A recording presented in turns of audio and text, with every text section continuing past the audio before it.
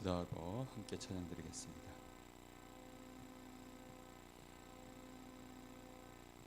하나님 은혜를 진심으로 감사합니다. 오늘도 하나님께서 우리를 사랑하시고 우리를 향한 하나님의 분명한 절대 계획이 있기에 하나님이 우리를 인도하시며 특히 우리의 삶을 갱신시키셔서 하나님이 주시는 이 놀라운 은혜와 축복을 우리의 것으로 누릴 수 있는 그릇을 만들어 가시는 하나님께 감사합니다. 오늘 밤도 하나님 앞에 우리의 중심을 다하여 감사하며 찬양하며 정말로 하나님 앞에 우리의 사랑을 고백하는 귀한 밤 되게 해 주옵소서. 주의 말씀이 우리의 심령 가운데 정말로 잘 박힌 목과 같이 박혀지게 하여 주옵시고 그 말씀을 따라 우리의 삶이 인도받게 하옵소서. 예수님의 이름으로 기도합니다. 아멘.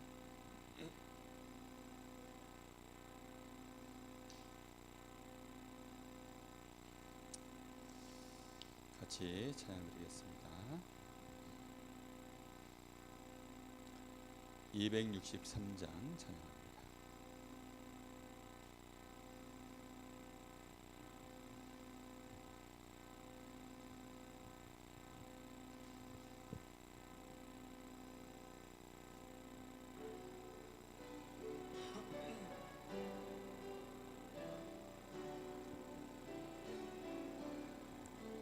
이 세상 험하고 나 비록 약하나 늘 기도 힘쓰며 는 권능 얻겠네.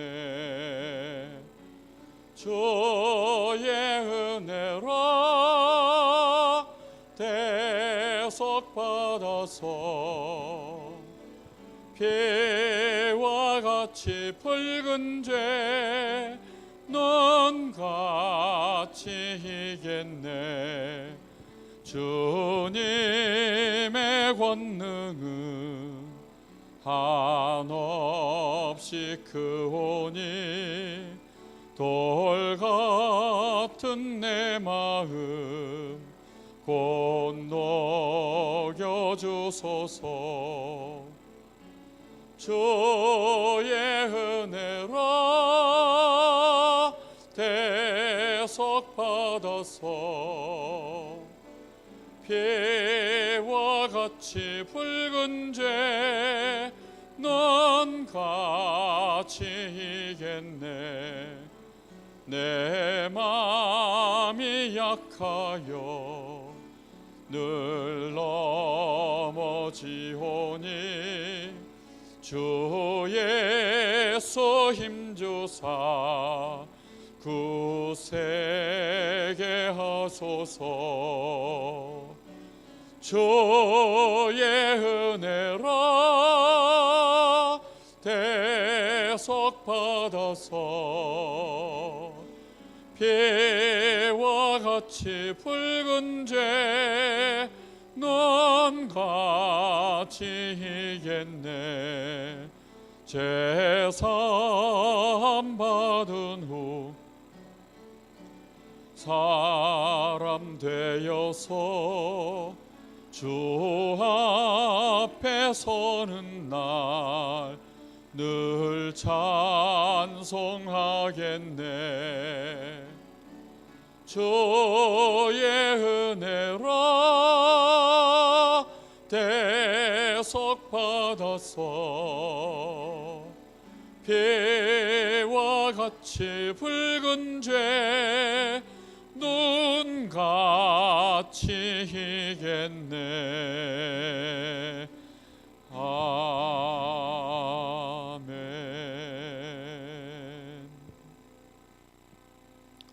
405장 찬양하겠습니다.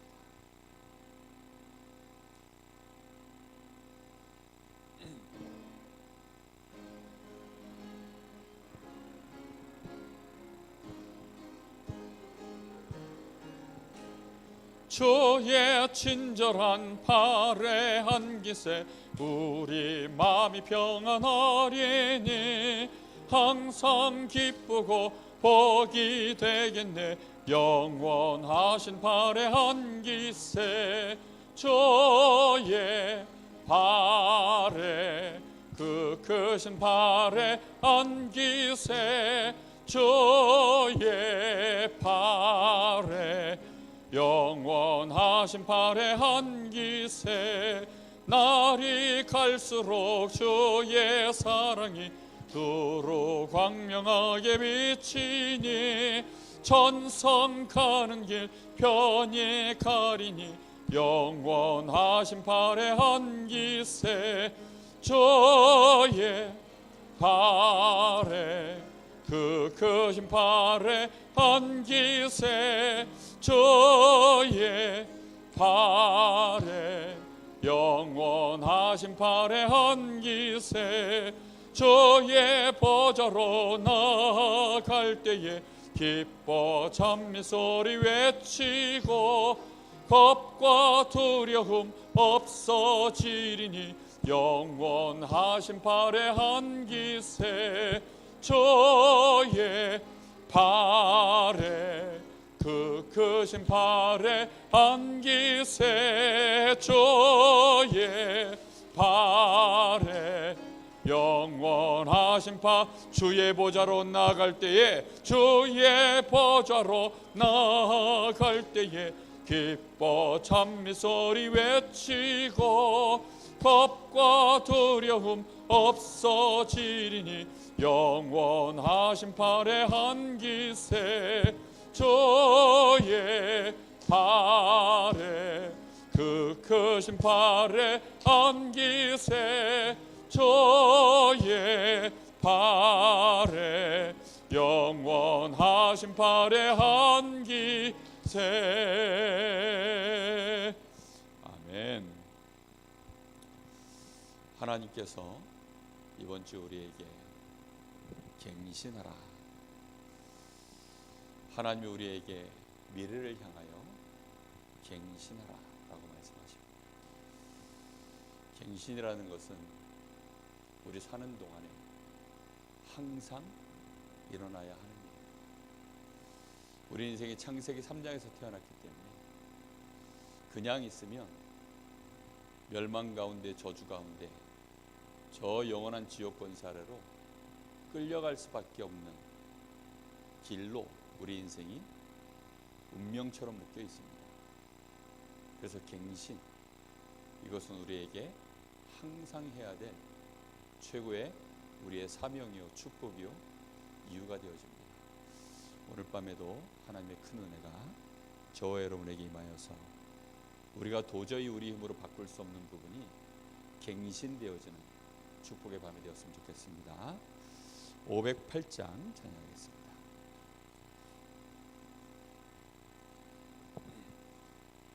이 땅에 하나님 나라를 이루는 일, 그 일을 위하여 우리가 갱신되어진 일꾼 되었으면 좋겠습니다. 508장입니다.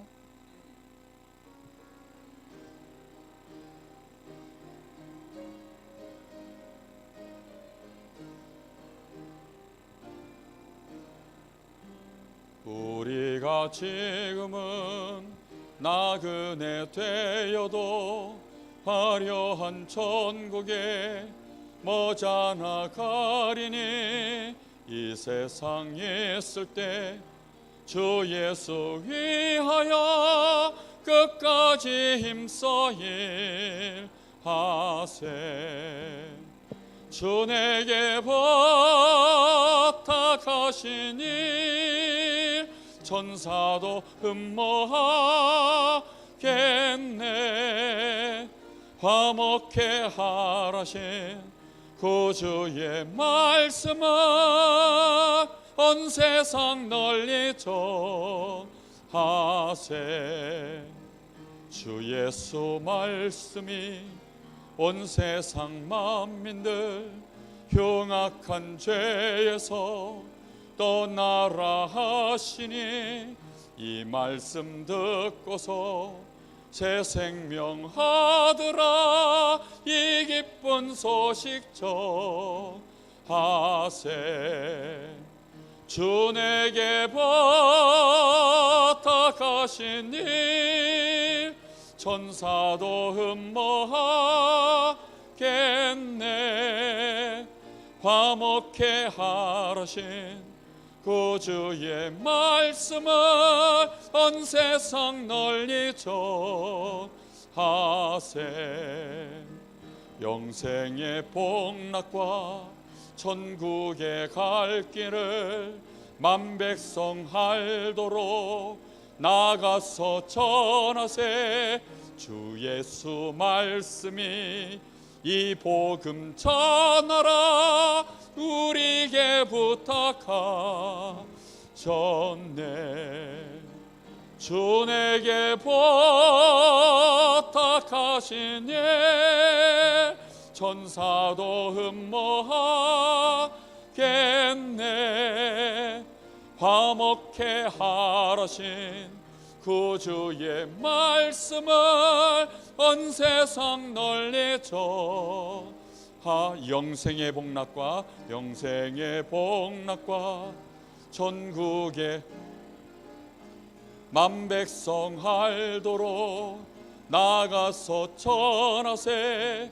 주 예수 말씀이 이 복음 전하라 우리에게 부탁하셨네. 주 내게 부탁하시니 천사도 흠모하겠네. 굽목해 하라신 구주의 말씀을 온 세상 널리 전하세.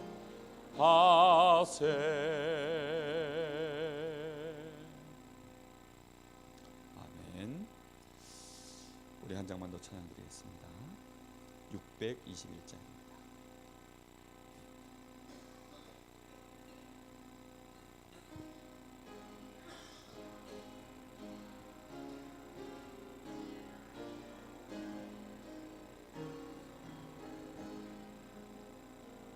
찬양하라 내 영혼아.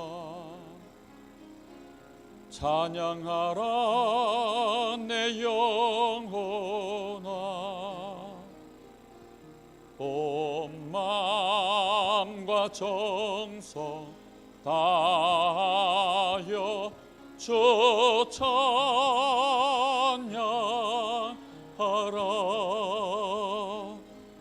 경배하라 내 영혼아.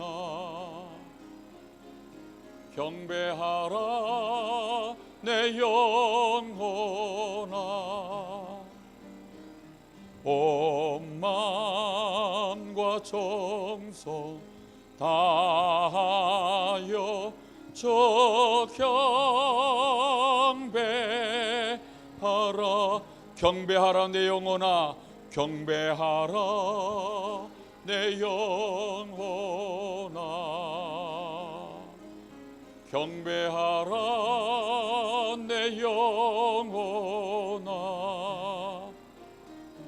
온 마음과 정성 다하여 주 경배하라.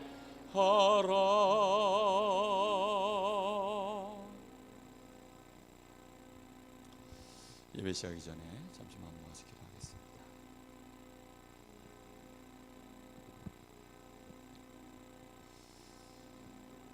우리 주님이 직접 세운 교회, 마가다락방 교회가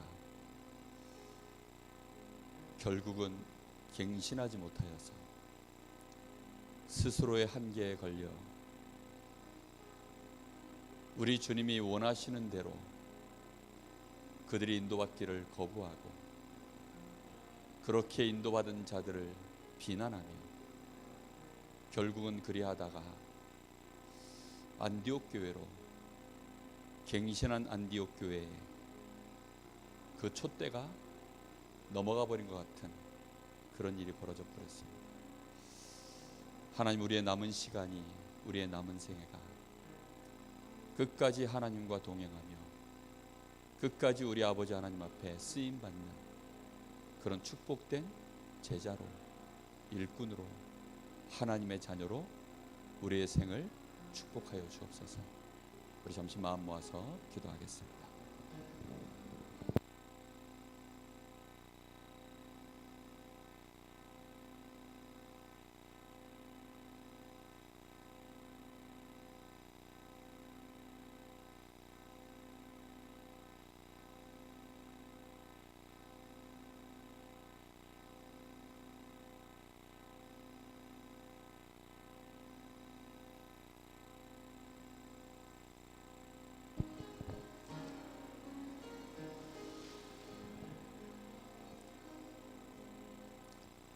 하나님 아버지, 진심으로 하나님께 감사하며 하나님께 찬양과 영광과 모든 존귀를 돌려드립니다.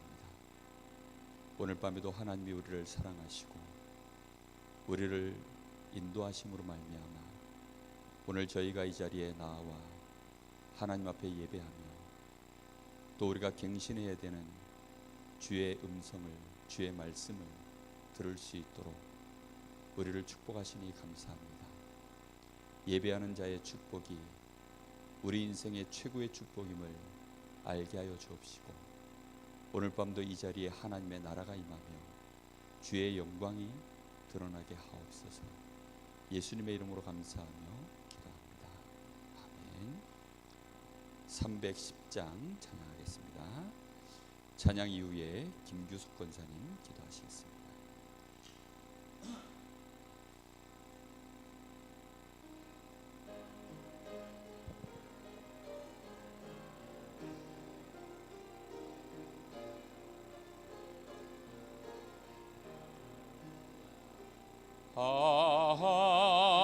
하나님의 은혜로 있을 데 없는 자 왜 구속하여 주는지 난 알 수 없도다. 내가 믿고 또 의지함은 내 모든 형편 아시는 주님 늘 보호해 주실 것을 나는 확실히 아네. 왜 내게 굳센 믿음과 또 복음 주셔서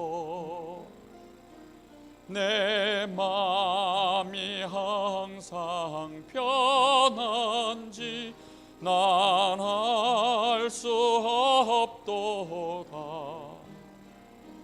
내가 믿고 또 의지함은 내 모든 형편 아시는 주님 늘 보호해 주실 것을 나는 확실히 아네. 왜 내게 성령 주셔서 내 마음 감동해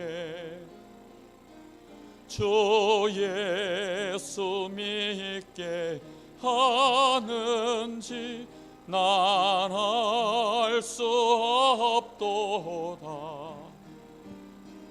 내가 믿고 또 의지함은 내 모든 형편 아시는 주님 늘 보호해 주실 것을 나는 확실히 아네. 주 언제 강림하실지 혹 밤에 혹 낮에 또 주님 만나 그것도 난 알 수 없도다. 내가 믿고 또 의지함은 내 모든 형편 아시는 주님, 늘 보호해 주실 것을 나는 확실히 아네. 아멘.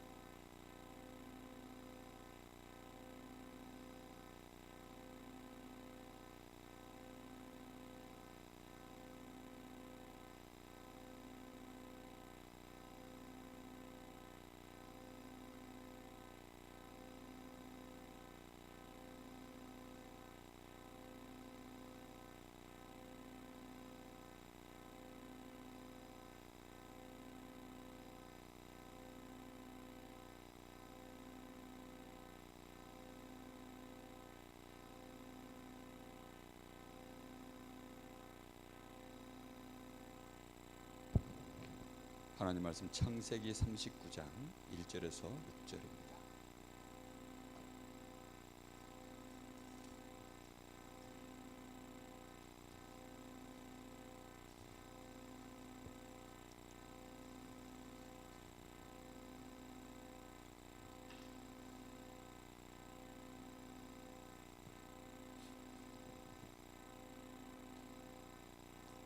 창세기 39장 1절에서 6절 한 절씩 교독하겠습니다.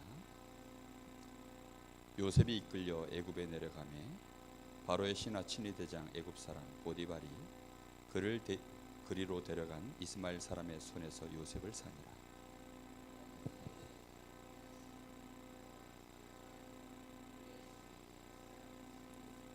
그의 주인이 여호와께서 그와 함께 하심을 보며 또 여호와께서 그의 범사에 형통하게 하심을 보았더라.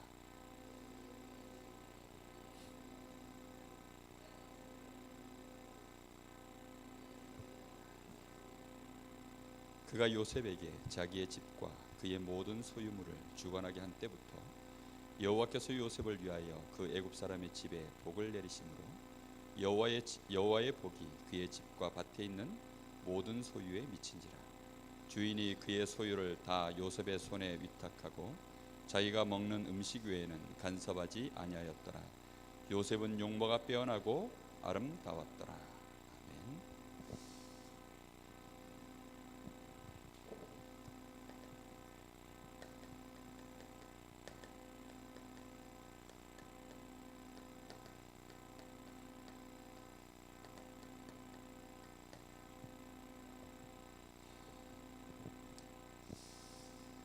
저는 어렸을 때 형통한 자, 이게 얼마나 중요한 축복인지 정말 모르고 살았습니다. 열심히 하는 자가 훌륭한 사람인 줄 알았어요. 공부 잘하고 운동 잘하고 잘생기고 노래 잘하고 뭐든지 잘하면 그게 좋은 건 줄 알았습니다. 근데 어느 날인가 보니까 어른들이 그런 말을 해요. 열재주 있는 사람은 밥을 굶는다, 그런 말을 하더라고요. 그런 말들이 저는 정말 그런가? 그런 생각도 많이 했습니다. 물론 이제 재주가 많으면 전문성이 없어서 제대로 뭐 되는 일이 없겠다, 이런 의미겠죠. 그럼 한 가지 재주만 있다고 잘 되겠습니까? 그것도 사실은 정확한 기준은 아닙니다. 우리가 형통한 자가 된다는 것은 정말 그 사람이 뭘 해도 잘 된다는 거거든요. 그 사람 중심으로 모든 게 돌아간다는 거 아닙니까? 결국은 IMF가 와도요, 잘 되는 사람은 잘 됩니다.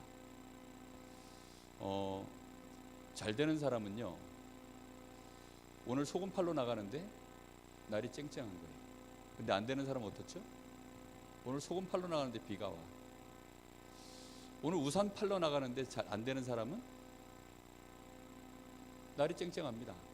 근데 잘 되는 사람은 비가 와요.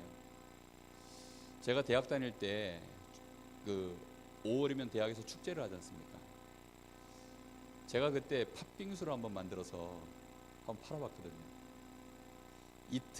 이틀까지는 잘 팔렸어요. 날이 좋아가지고.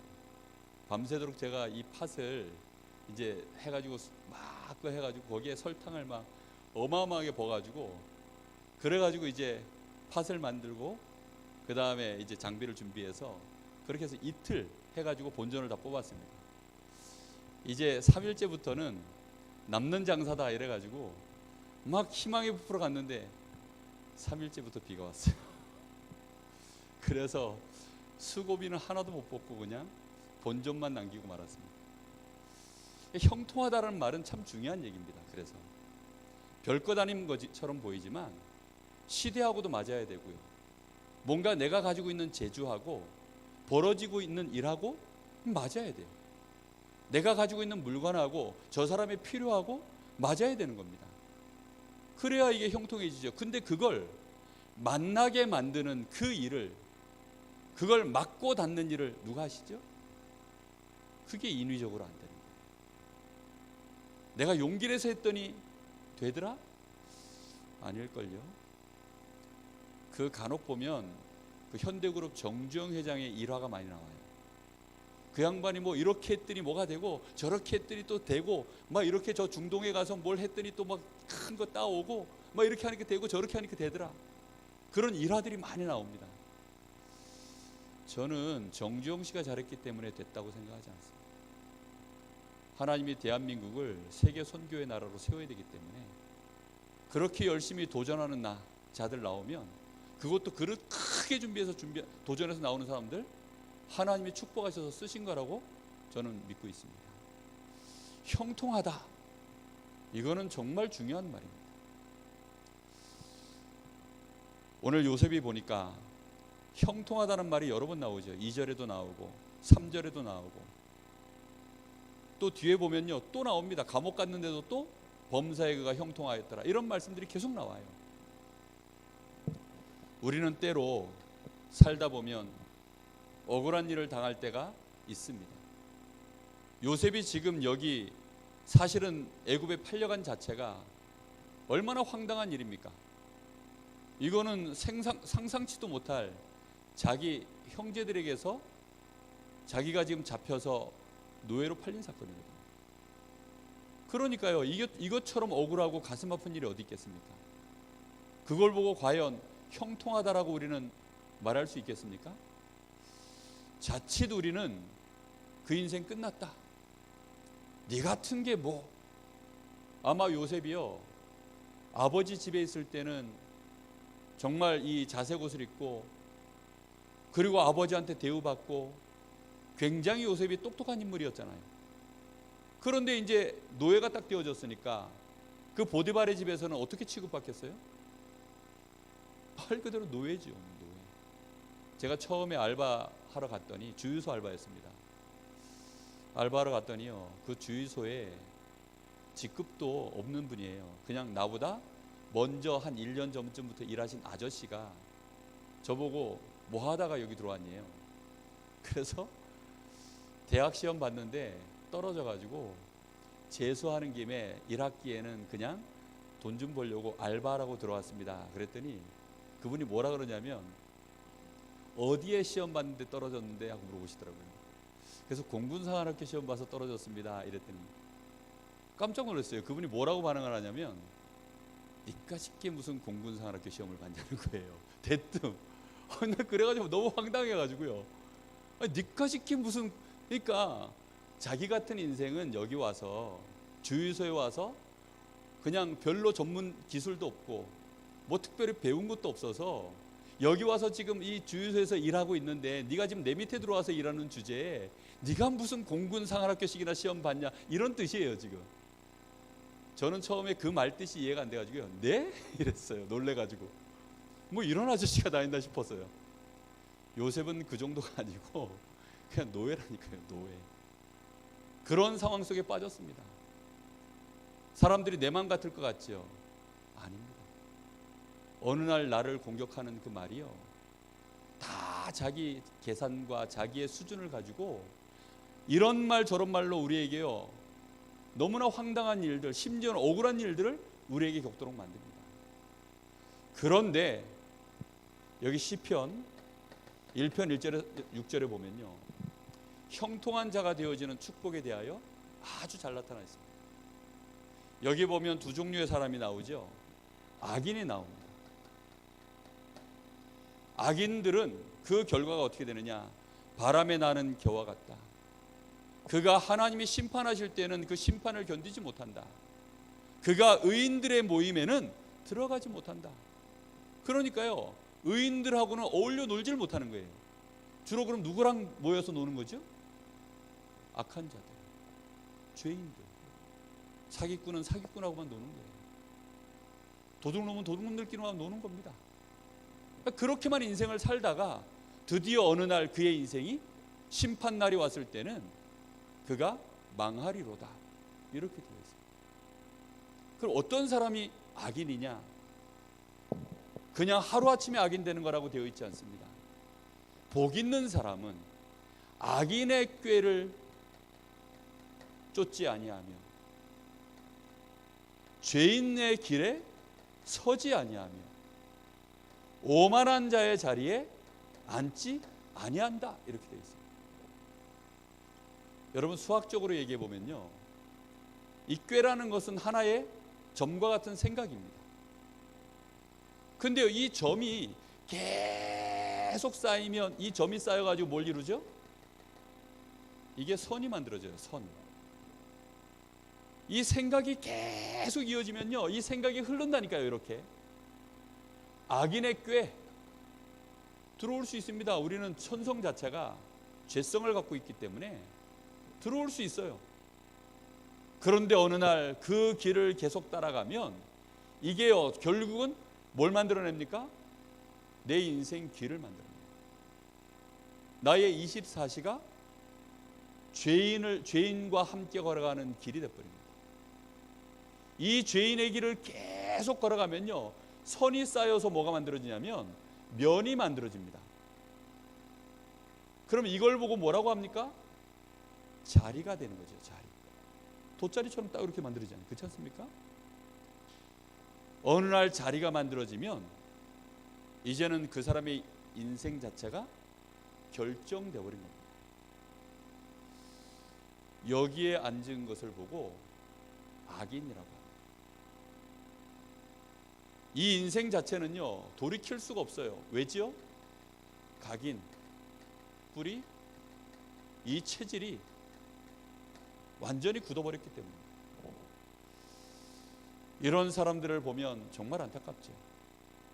이런 사람들의 인생은요, 돌이킬 수가 없어요. 어떤 얘기를 해줘도요, 안 먹힙니다. 참 안타깝죠. 그런데 복 있는 사람에 대하여 말씀합니다. 그를 뭐라고 표현했냐면 의인이다 이렇게 표현했어요.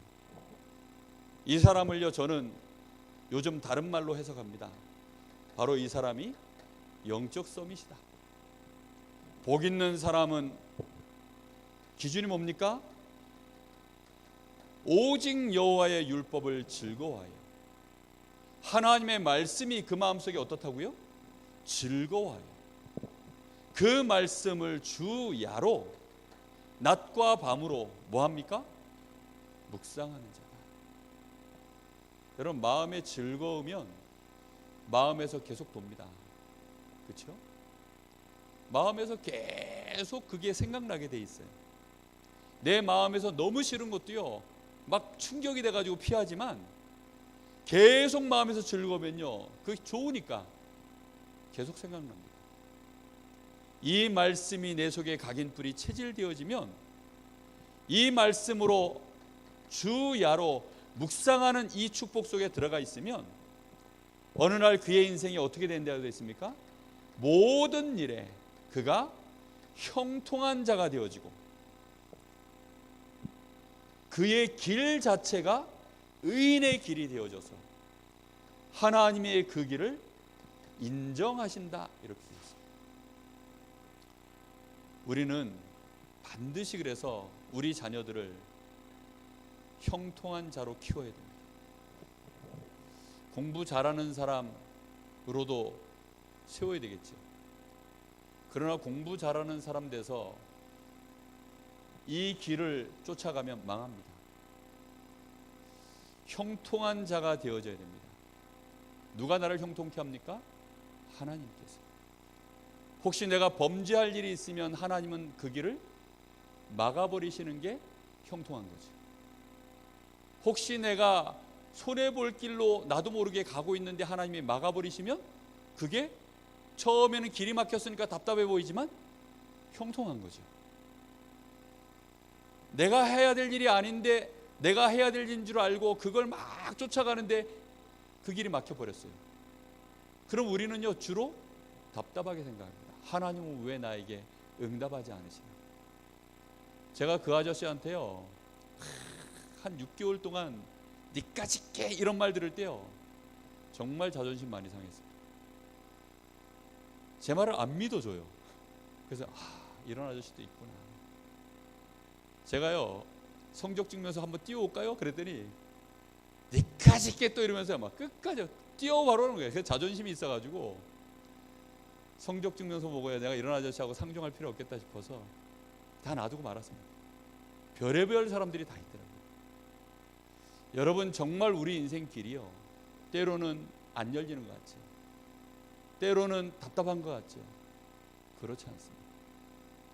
하나님께서 우리를 지켜보고 계시고 우리의 길을 하나님이 인정하고 계시면 그때부터는요, 어느 날 문이 열리면 막을 수가 없습니다. 요셉의 인생이 그렇게 된 줄로 믿습니다.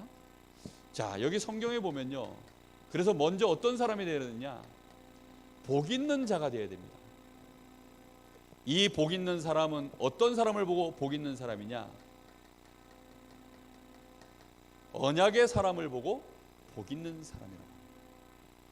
그래서 하나님은 처음 우리 사람을 창조하실 때부터 창세기 1장 27절 28절에 우리를 하나님의 형상으로 창조하시고 우리에게 처음부터 뭘 주셨죠? 복을 주시며 가라사대, 이렇게 말씀합니다. 하나님의 복을 받으면 어떤 사람이 되죠?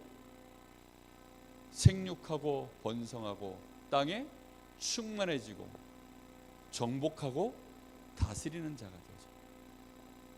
그게 우리에게 주신 하나님의 복입니다.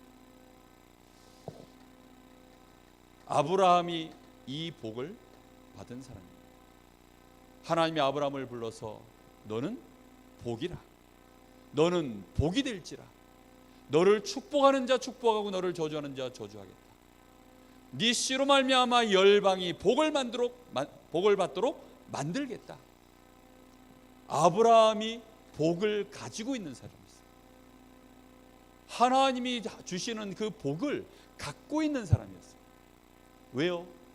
아브라함에게는 그리스도의 이 언약이 있었기 때문에.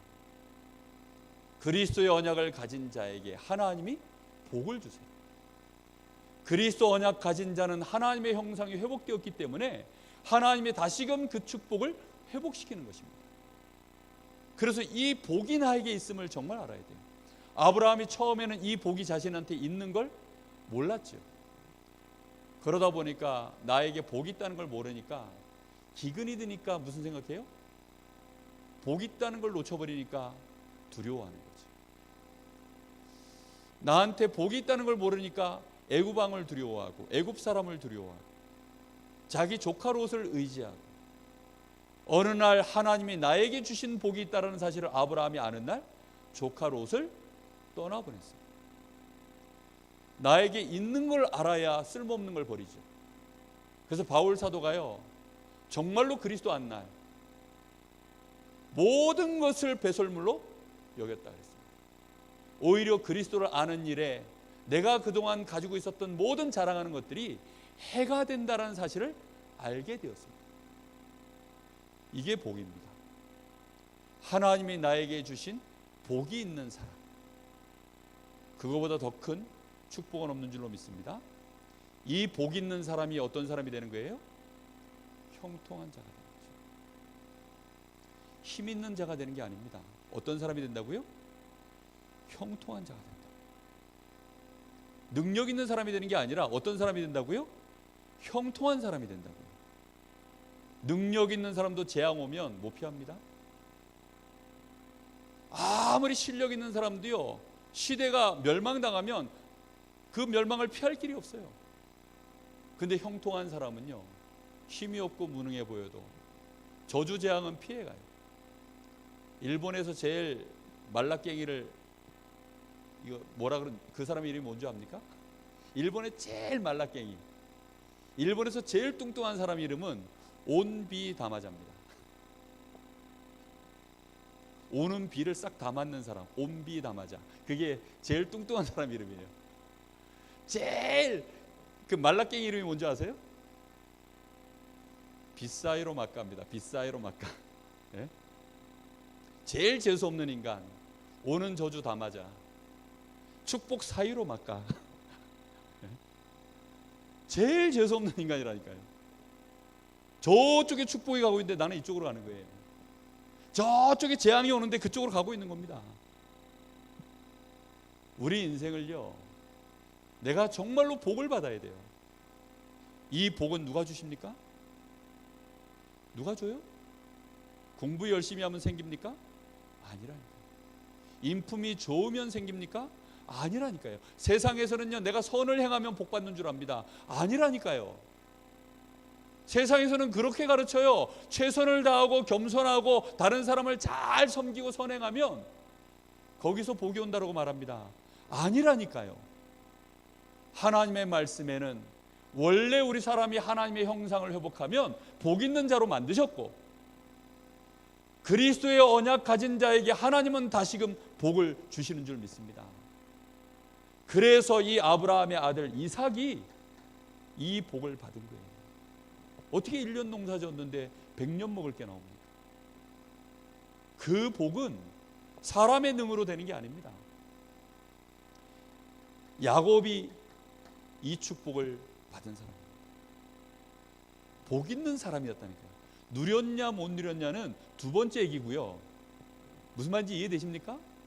이 복을 내 걸로 누렸냐 못 누렸냐는 두 번째 얘기고, 일단 복이 있냐 없냐의 문제입니다. 지금 야곱은 좀 못 누렸죠. 그렇죠? 좀 못 누렸습니다. 그러나 뭐가 있는 사람이 맞아요? 복 있는 사람. 옆 사람 보고 얘기해 주시기 바랍니다. 당신은 복 있는 사람입니다. 복이 있다니까요. 그래서요, 아유 복스럽다, 이게 축복입니다. 요즘 애들은 복스럽다 이러면 아이고 얼굴이 둥그렇게 생겼구나 이런 말로 알아들어가지고 너무 싫어하는데, 복스럽다 이 말은요 굉장히 축복된 말이라니까요. 알고 보면 얼굴이 둥그렇다고 해서 복스러운 게 아니고, 언약 안에 있는 하나님의 자녀면 복이 있는 자입니다. 아멘. 자, 그런데 이 축복을 본격적으로 누리기 시작하면, 나에게 주신 이 복을 내가 누리기 시작하면 그때부터 뭐가 와요? 이게 따라오기 시작합니다. 형통한 축복이 이때부터 옵니다. 그래서 문제는요, 이 복은 다 받았어요. 근데 이걸 누리냐 못 누리느냐, 이게 정말 중요해요. 왜 이토록 이 복을 내가 누리냐 못 누리냐 중요합니까? 하나님은 언약 중심으로 모든 걸 움직이셔요. 그래서 언약의 사람 중심으로 하나님은 일하십니다. 그래서 형통하다는 말은요, 모든 것이요 그 사람 중심으로, 나 중심으로 전부 돌아가는 거예요. 예를 들면요, 제가 오늘 너무 피곤해가지고 오늘은 좀 쉬었으면 좋겠다 하는데 바깥에만 너무 비가 많이 오고 막 이래가지고 임시 공휴일이 돼버렸네. 그러면 참 오늘 일 안 해도 되잖아요. 그렇지 않습니까? 오늘은 나가가지고 물놀이 좀 하고 싶은데, 이러니까 언제 그랬냐는 듯이 비가 뚝 끊치고 해가 쨍쨍 내리쳐가지고요 물놀이 하기 너무 좋은 날씨가 딱 돼버려요. 그럼요, 그런 일이 계속 일어나면 어떻게 됩니까? 사람들은 그런 작은 일들은요 참 재수가 좋다 이렇게 말합니다. 그죠? 근데 인생에 굵직굵직하게 중요한 순간순간들이 이 사람의 인생에 아주 큰 결과로 나타나는 것으로 계속 이어지면 그걸 보고 형통이라고 해요. 그럼 그걸 하나님은 누구 중심으로 열고 닫고 하시냐는 거죠. 언약 중심으로 하십니다. 그래서 언약의 사람을 중심으로 하나님은 열고 닫으세요. 하나님이 언제 열어야 되겠냐? 그 시간표를요 언약의 사람이 움직일 때. 하나님은 어떤 것 순서로 이걸 진행해 나갈까? 언약의 사람 중심입니다. 우리는 이 말을요 정말 알아야 됩니다. 특히 그래서 이 모든 것들을 열고 닫아서 하나님은 누구를 중심으로 이 축복을 쏟아부을까? 언약의 사람 중심. 이게 정말 중요한 얘기예요. 이걸 보고 형통이라고 합니다.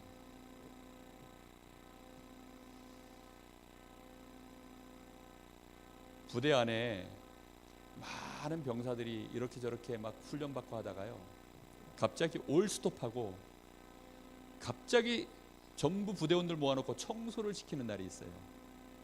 언제인 줄 압니까? 사단장님 오시는 날.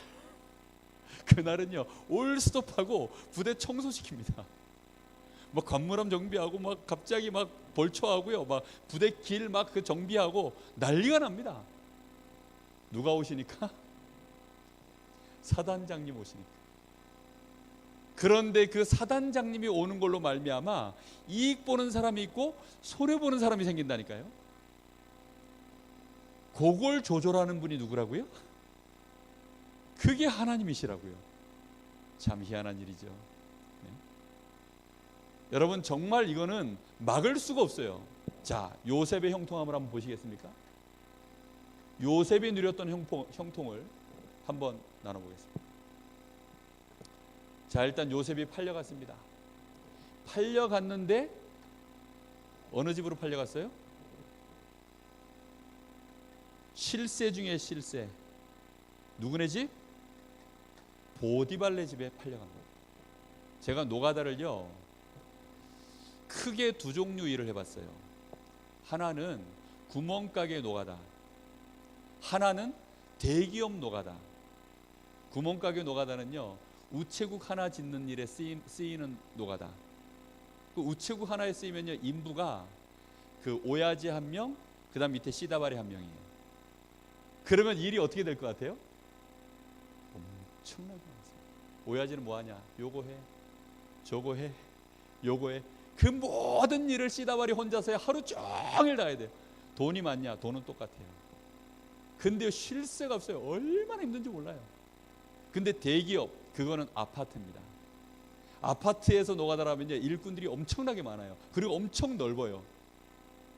거기서 노가다를 하면요 다 같이 일하기 때문에 일하는 사람들 평균에만 맞춰줘서 일해주면 아무 문제가 없어요. 그러니까 평균에 맞춰서 일해주고 남들 놀 때 같이 놀고 남들 쉴 때 같이 쉬고 남들 짱 박힐 때 같이 넓으니까 가서 짱 박히다가 퇴근 시간 되면 퇴근하고 꿀알바입니다. 근데요 딱 우체국 알바 이런 데는요 죽는 줄 알았어요. 동해 우체국 지을 때, 저희 동네 우체국 지을 때 제가 거기서 알바했었거든요. 얼마나 힘든지요. 만약에 요셉이 그런 집에 팔려갔으면 아마 엄청 고생했을 겁니다. 그리고 바로왕을 만날 길이 없어요. 근데 요셉은 처음부터 보디발네 집에. 자, 그럼 보디발의 집에는요 밭도 많고 논도 많고 뭐 얼마나 할 일들이 많겠습니까?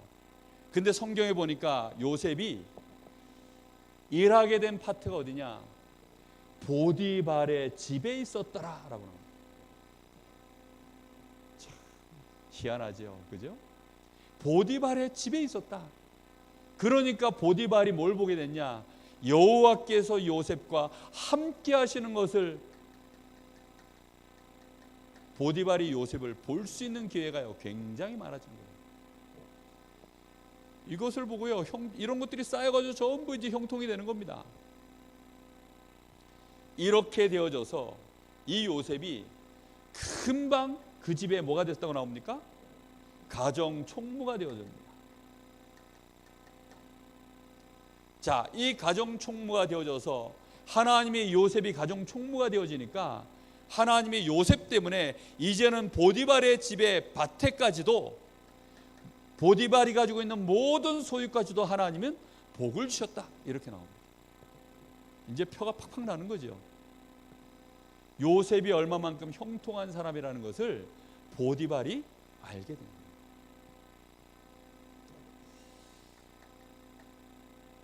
자, 그런데 여기 보면요 6절에 보니까 음식 외에는, 자기가 먹는 음식 외에는 간섭하지 아니하였더라. 자, 그런데 마지막에 보니까 요셉은 용모가 빼어나고 뭐했더라? 아름다웠더라. 하나님은 요셉의 용모가 빼어나고 아름다운 것까지도 다 어떻게 했어요? 그걸 가지고 길을 여셨어요. 방법이 뭐냐? 보디발의 아내를 이용해가지고 요셉 해가지고 나랑 동침해 무슨 그런 여자가 있습니까? 계속 자기하고 동침하자는 거예요. 그런데 한날은 보니까 요셉이 이제 그 업무를 보려고 집안에 들어갔더니 사람이 한 명도 없었다라고 나와요. 아마도 보디발의 아내가 그날은 작정을 한 것 같아요. 너희들은 다 밭으로 일하러 나가라고, 아마 그런 것 같아요. 그래놓고 이제 요셉에게 또 오늘 나랑 동침하자 이렇게 합니다. 그런데 요셉이요, 그걸 끝까지 거부하고 도망쳐 나오는데 이 보디발의 아내가 얼마나 독한지 끝까지 붙들고 늘어지니까 옷을, 이제 잡힌 옷을 그냥 냅다 내두고 도망간 거죠. 그 일을 통해서 요셉이 어디로 갑니까? 누명을 쓰고 이제 감옥으로 가는 겁니다. 요셉이 여기서 계속 가정 총무돼 가지고 보디발의 집에 밭에까지도 모든 소유들이 계속 복받는 일만 계속하고 있으면 하나님의 계획하고 맞습니까? 안 맞습니까? 맞지를 않아요. 그리고 이런 인생 계속 살아봐야 요셉의 인생이 여기 머물러 있을 인생이 아닙니다. 그러니까 하나님은 여기서 나오게 하셔야죠. 그래서 하나님은 보디발의 아내를 이용해서 감옥으로 들어가게 합니다. 이 감옥은 다른 감옥이 아니에요. 바로 왕에게 막바로 갈 수 있는, 이게 티켓입니다. 티켓. 이게 서울로 막바로 가는 KTX 열차예요. 요 안에 딱 들어가니까 요 안에 이제 관원장들, 술 빚는 관원장, 떡 빚는 관원장 두 사람이 들어옵니다. 자, 근데 문제는요, 요셉이 형통하다는 증거, 다윗은 주특기가 뭐죠? 찬양하고 돌 던지는 겁니다. 요셉은 주특기가 뭡니까? 꿈꾸는 겁니다. 꿈꾸고 꿈 해몽하고, 이게 요셉의 주특기예요. 근데 술 빚는 관원장하고 떡 빚는 관원장이 어디가 아파가지고 오면 요셉하고 연결이 됩니까? 안 됩니까? 안 되죠. 근데 둘 다 꿈꿔가지고 왔어요. 하나님이 형통케 하시는 겁니다. 둘 다 너무 꿈을 생생하게 꿨는데 고민이 되니까 요셉에게 물어보고 요셉이 그걸 해몽했는데 그대로 돼버렸어요. 그래서는 술 빚는 관원장이 이제 감옥 밖으로 나가죠. 그런데 하나님은 요셉을 형통케 하시느라고 어떻게 합니까? 이 술 빚는 관원장이 요셉을 어떻게 했다고요?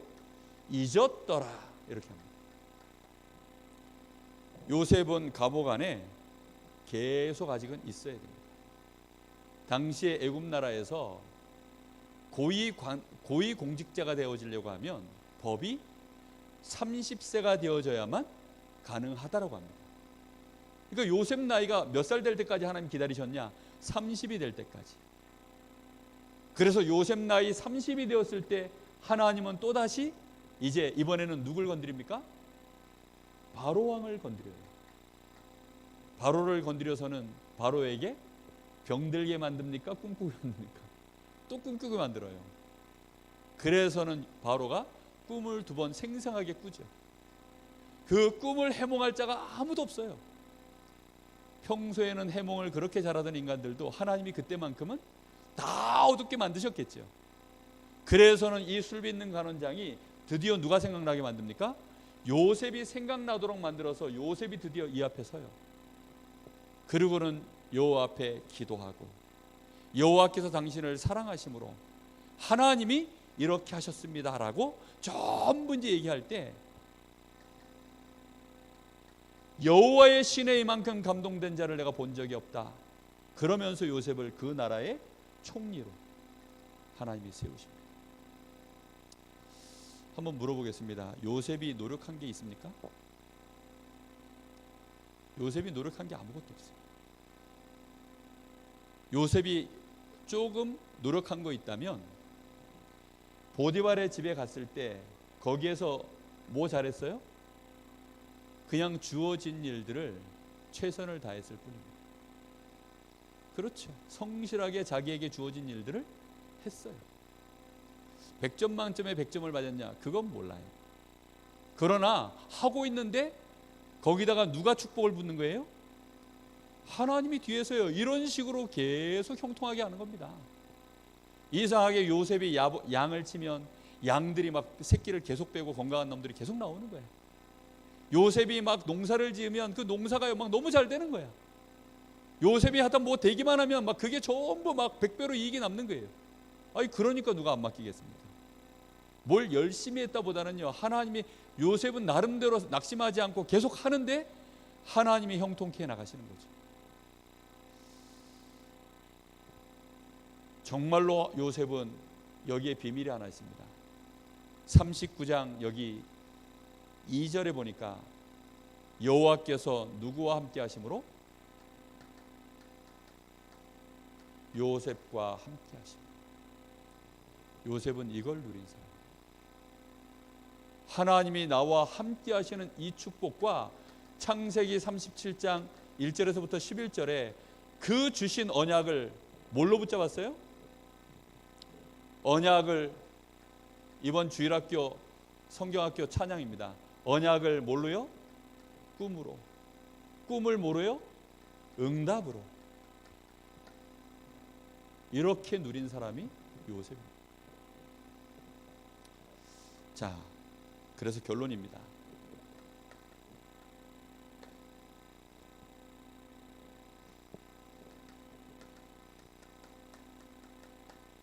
우리가 가장 조심해야 되는 것이 착각하는 겁니다.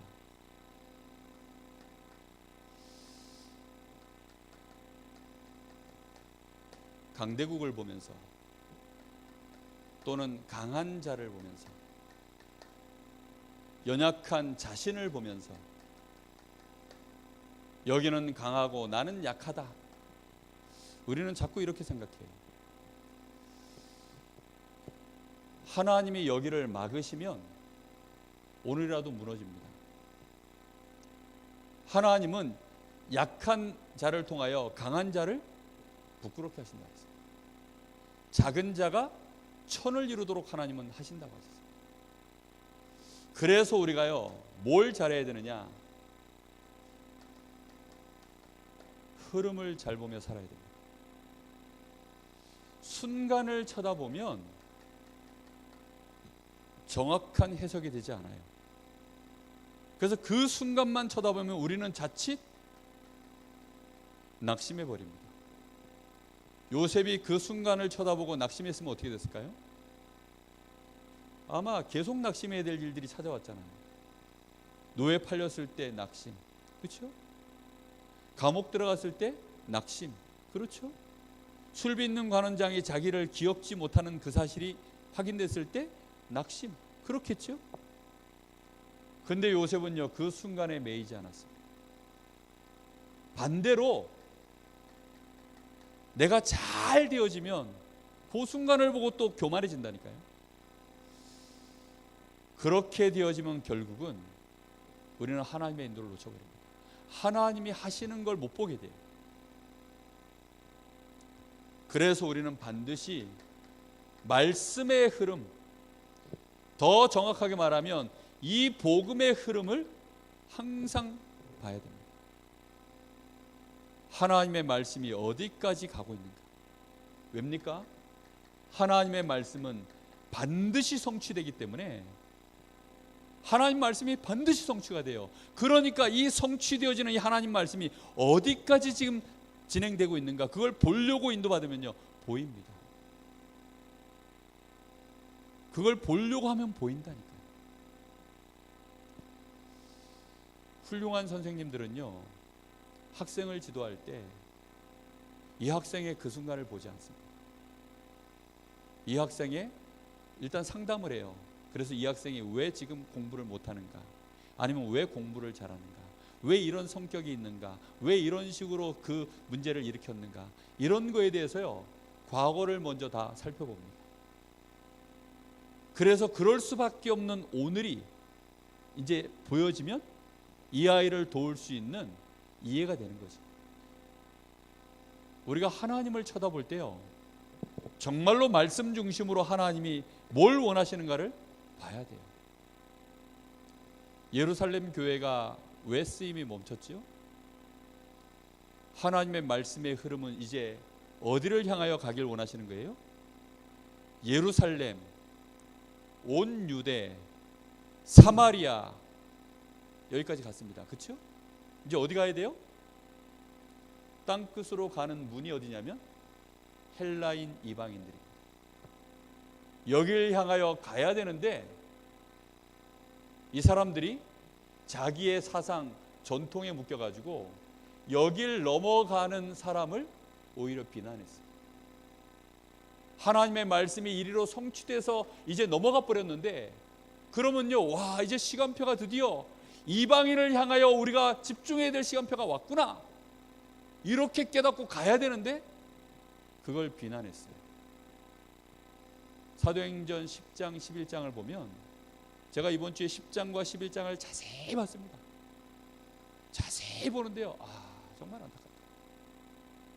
일단 베드로부터 하나님이 이 보자기에다가 잔뜩 먹을 거 해가지고 내려가지고 먹으라 그러는데, 하나님이 먹으라 그러는데 베드로가요, 난 이런 거 안 먹습니다. 그 안에는 유대인으로서는 먹을 수 없는 부정한 음식들이 들어있어요. 그러니까 하나님이 뭐라 그러냐, 내가 깨끗게 한 것을 네가 부정하다 하지 마라. 그러니까 먹으라. 근데 그렇게 몇 번을 하셨다고 나오냐면 3번 했다고 나와요.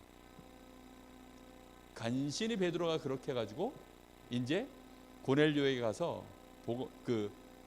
이탈리아 백부장 고넬료에 가서 복음을 전합니다. 그렇게 해서는 이제 성령이 임하는 걸 보죠.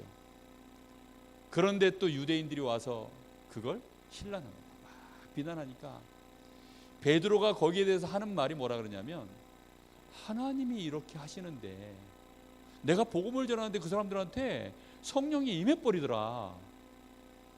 하나님이 하시는데 내가 그걸 어떻게 감히 막아서겠냐. 지금 누굴 핑계대고 있어요?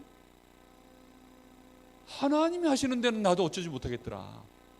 나는 안 할라 했는데, 그 말은요 이런 뜻이에요. 지금 나도 니들 생각과 똑같아서 나도 안 할라 그랬는데, 하나님이 내가 그리스도를 말하는데 이 사람들한테 우리에게 성령이 임했던 것처럼 똑같이 얘네들에게도 성령 부음이 임하는데 내가 그걸 무슨 수로 막냐. 베드로가 그런 뉘앙스로 말을 하는 게 나와요. 그런 장면들을 보면서요, 제가 너무 안타까웠어요. 그리고 하나님 앞에 기도했습니다. 하나님, 내가 이런 인간 안 되게 해주십시오. 하나님, 나에게 혹시 이런 거 있다면 발견되게 해주십시오. 정말 두렵고 떨립니다.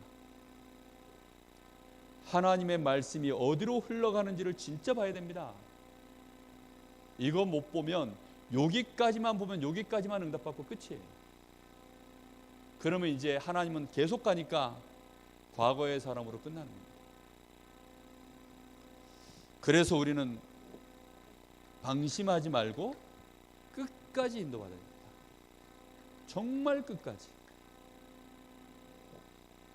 그리고 3번째, 매일 하나님이 나와 함께 하시는 이 축복을 가지고 정말로 힘없는 이 시간 항상 매일 누리셔야 됩니다. 이 축복을 누리면서 하나님의 언약의 말씀의 흐름을 가지고 나의 삶을 매일매일 인도받는 그 축복을 누리고 있으면요, 하나님이 어느 날 우리를 통하여서 내가 생각지도 않은 이 자리에 딱 서게 만드십니다. 악한 자도 어느 날 자기가 생각지 않았는데 멸망할 자리에 앉게 되는 거예요. 요셉이 어느 날 생각지 않았는데 이 자리에 앉게 된 것입니다. 멸망의 자리냐 축복의 자리냐, 그것은 하나님의 인도 속에서 문이 열려지고 닫혀지면서 가는 것입니다. 오늘 정말 형통한 자, 요셉과 같은 이런 축복의 길로 우리의 삶이 계속 하나님의 문을 열고 닫으시면서 우리의 삶을 인도해 가시는 그 일에 쓰임받는 증인 되시기를 예수님의 이름으로 축복합니다. 우리 함께 잠시 기도하겠습니다.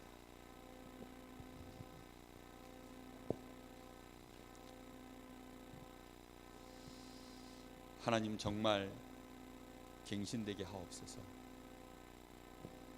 하나님은 전도와 선교, 이 강릉 지역의 23만 영혼이 이 복음을 다 듣게 만드는 것이 하나님의 절대 계획이요, 우리 중직자들이 이 일에 쓰임받는 현장의 증인으로 서는 것이 하나님의 계획이요, 우리 렘넌트들이 정말로 한 시대의 하나님 앞에 미래를 살릴 지역으로 준비되어지는 것이 하나님의 계획입니다.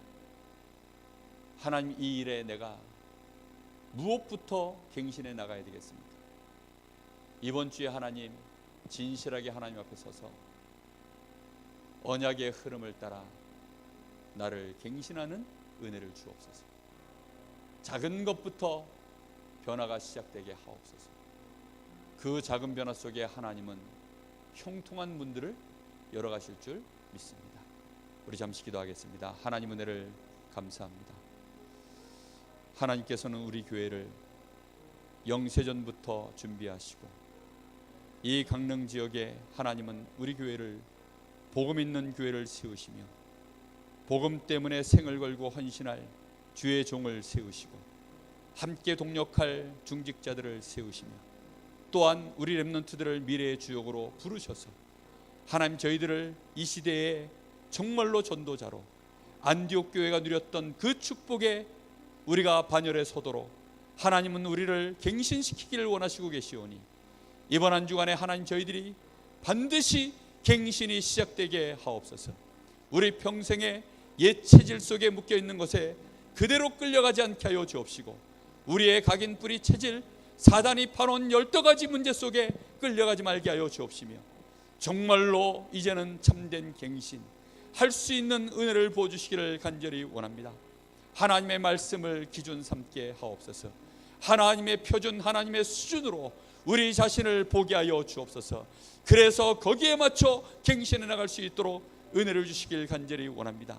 이전까지 안 되었던 것 때문에 속지 말게 하여 주옵시고 이전까지 정말로 무너졌던 것들을 보면서 상처받지 말게 하여 주옵시며 하나님이 우리를 인도하시는 그 길을 보게 하여 주옵시고 하나님이 이 지역에 정말로 전도 운동하기를 원하시며 이 강릉 지역을 넘어 강원도와 이민족과 세계를 복음하는 일에 하나님은 우리와 우리 교회를 쓰시려고 하시오니 이 일에 내가 무엇을 갱신할꼬?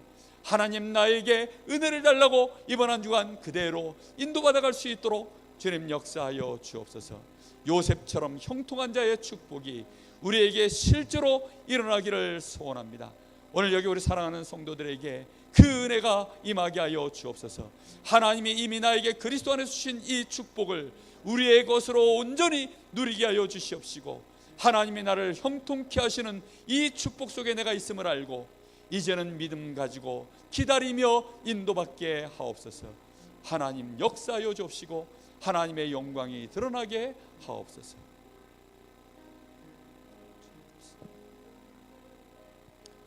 하나님, 은혜를 진심으로 감사합니다.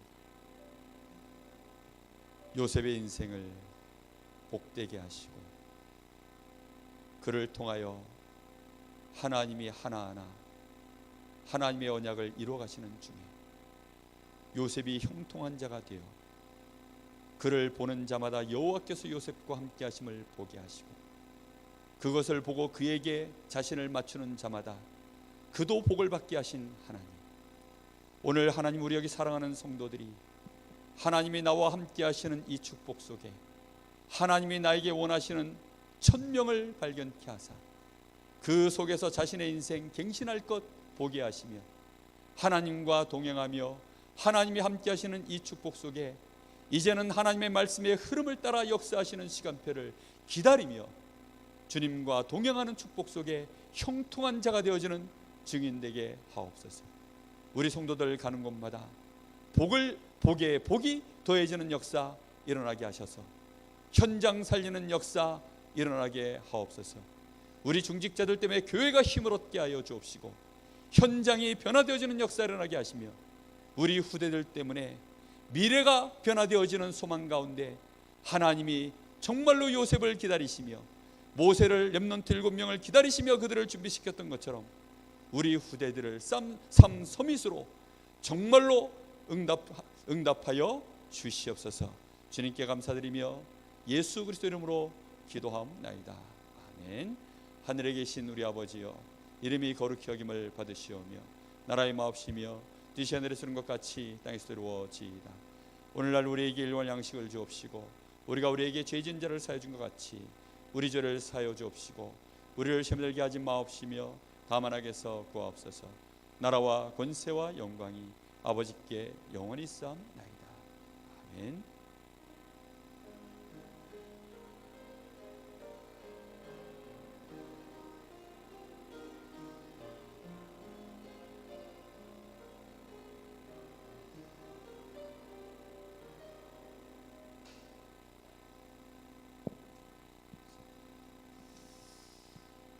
오늘 교회 청소했습니다. 함께 교회 청소하시면 되겠습니다.